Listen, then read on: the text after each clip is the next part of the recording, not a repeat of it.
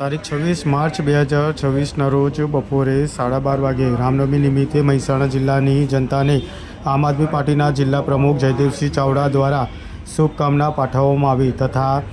જિલ્લામાં આગામી આવનાર ચૂંટણી બાબતે ઉમેદવારી નોંધાવનાર તથા આવનારા દિવસોમાં નવા ઉમેદવારનું લિસ્ટ જાહેર કરવામાં આવશે તથા મહાનગરપાલિકા તાલુકા પંચાયત સહિતની તમામ ચૂંટણીઓમાં આમ આદમી પાર્ટીના ઉમેદવાર પૂરજોશમાં લડત આપવા માટે તૈયાર છે તે બાબતે આજરોજ જયદેવસિંહ ચાવડાએ આપ્યું પોતાની પ્રતિક્રિયા. રામનવમી નિમિત્તે જિલ્લા પ્રમુખ તરીકે મહેસાણાની જનતાને શું કહેવા માગશો? જી, સમગ્ર ગુજરાત, સમગ્ર ભારત અને સમગ્ર મહેસાણાના અંદર જોઈએ તો આજે આપણા યુગના જે પ્રેરક છે અને આપણા સર્વેનું સન્માન છે એવા ભગવાન શ્રી રામનો જન્મ થયો હતો અને આજ એમના જન્મજયંતિ નિમિત્તે જેને જે પણ રીતે સગવડ મળી છે એ રીતે પોતાની આસ્થા શ્રદ્ધાથી આજના દિવસનું સેલિબ્રેશન કરી રહ્યા છે, ઉત્સવ કરી રહ્યા છે, ઉજવણી કરી રહ્યા છે અને આપણે સૌ ભગવાન શ્રી રામને પ્રાર્થના કરીએ કે એમના જીવનના અંદર જેમણે જે સંઘર્ષ કર્યો છે અને એમનો સંઘર્ષ થકી છેવાડાના માનવી સુધી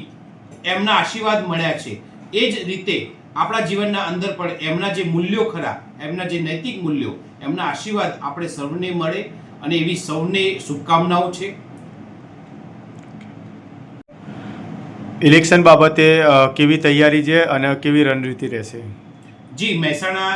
જિલ્લાના અંદર જે રીતે આમ આદમી પાર્ટીએ જનસભાઓ કરી, મહોલ્લા સભા કરી, ડોર ટુ ડોર કેમ્પેન કર્યું અને આના અંદર જે વ્યક્તિઓએ પાર્ટી માટે દિવસ રાત એક કરીને સંઘર્ષ કર્યો છે, જે લોકોએ પોતાના વિસ્તાર માટે સંઘર્ષ કર્યો છે અને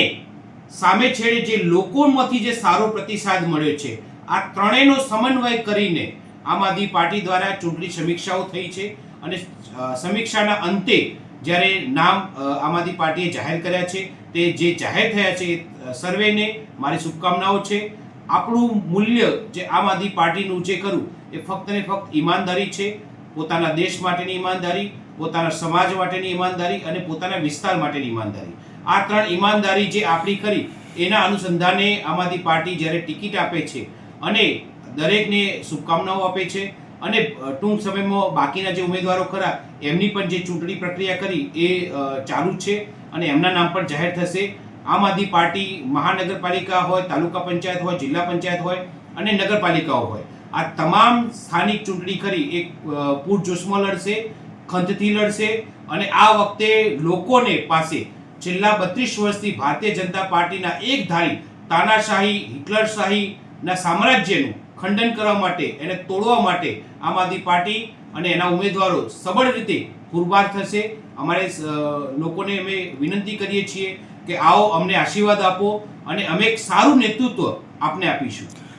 ક્યાંક ને ક્યાંક એવા મેસેજ ફરતા થયા છે કે આમ આદમી પાર્ટીમાં જે આ વખતે ટિકિટની પડાપડી છે તો